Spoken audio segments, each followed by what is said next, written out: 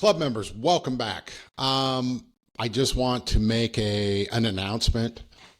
It's not to you guys, but an announcement to the media, that group of people who consistently and intentionally have decided to roll out African American, exclusively retired African American athletes to speak on broad issues like, I don't know, the civil rights movement, issues like whether or not P. Diddy is guilty of a crime for which they have no idea as to what constitutes a crime.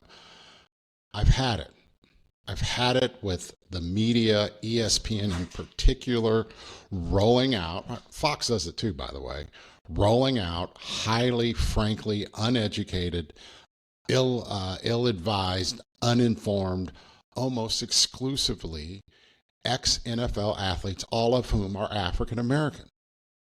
They are intentionally rolling out these retired African American ex-NFL players, and they're doing it because they don't know what they're talking about. They meaning the ex-NFL players who are African American. I'm not the one saying they're African American. Those are the facts. It is just as clear as day. They're not rolling out Caucasians to talk about, or retired Caucasian NFL players to talk about these issues.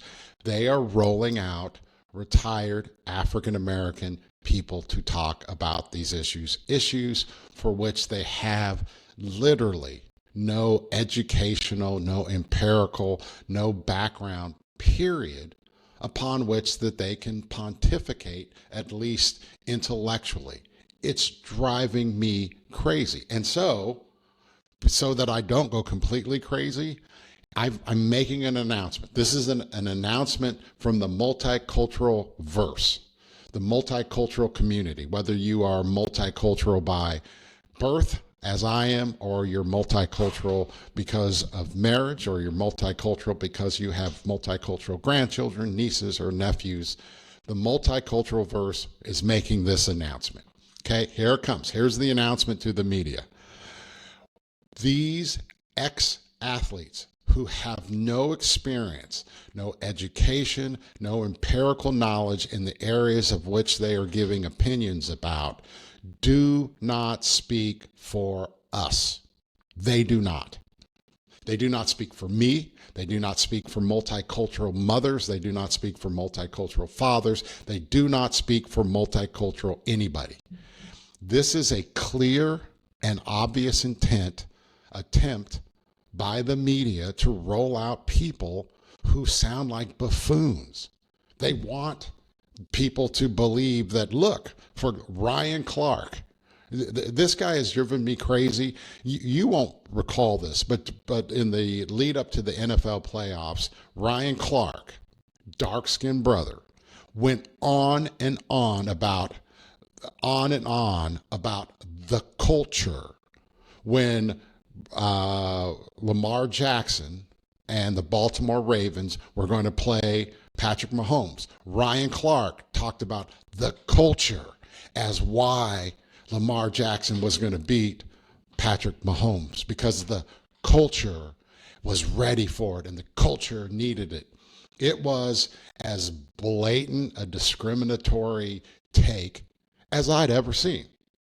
Just literally portraying Patrick Mahomes as not being part of the culture, but Lamar Jackson as being part of the culture. I'll never forget it. I did a podcast about it, by the way. Stephen A. Smith did the same thing. Go back and look. They both were like, the culture.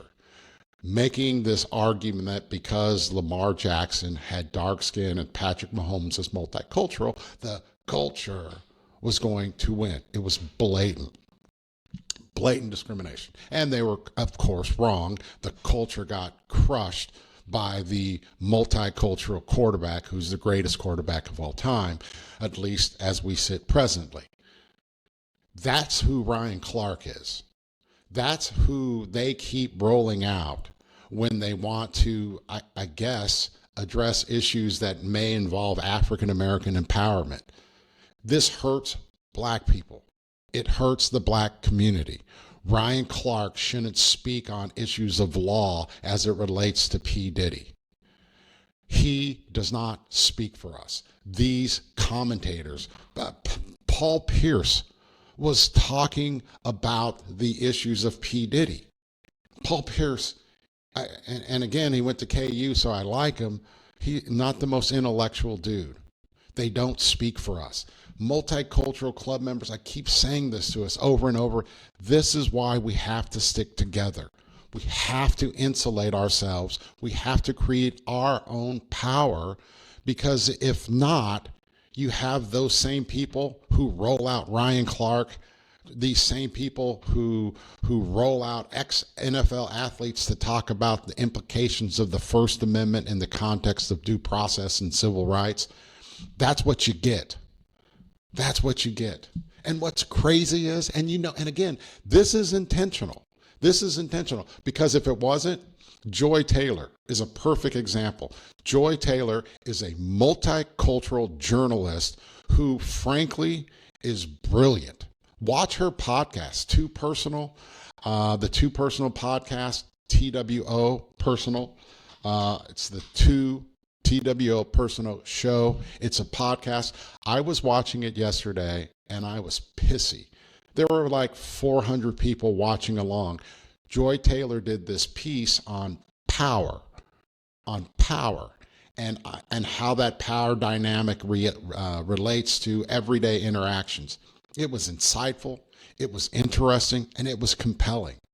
Joy Taylor knows more about sports and the interaction between sports, and yet they being Fox Sports or all these other entities, they're not putting Joy Taylor out there.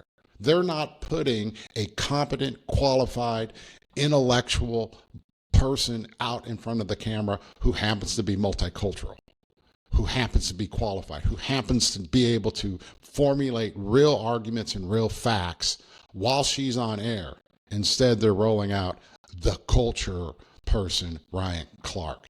They don't speak for us. This is a big deal. Notice, watch and see. Don't take my word on it. Watch and see what happens. Look at who ESPN rolls out to discuss the P. Diddy due process issue, First Amendment issues of First Amendment law. Ryan Clark, by the way, on his podcast, did a piece in which they were taking issue with Andrew Schultz, who is just a comic. He's a comedian. He and two African comics did a bit on the black girlfriend experience.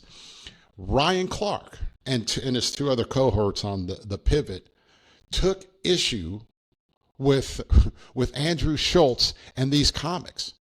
And I watched it and I said, you've got to be joking me. You've got to be, and again, Ryan Clark and his two buddies were like, you can't talk about black women that way. Really? You don't have a black woman on your show.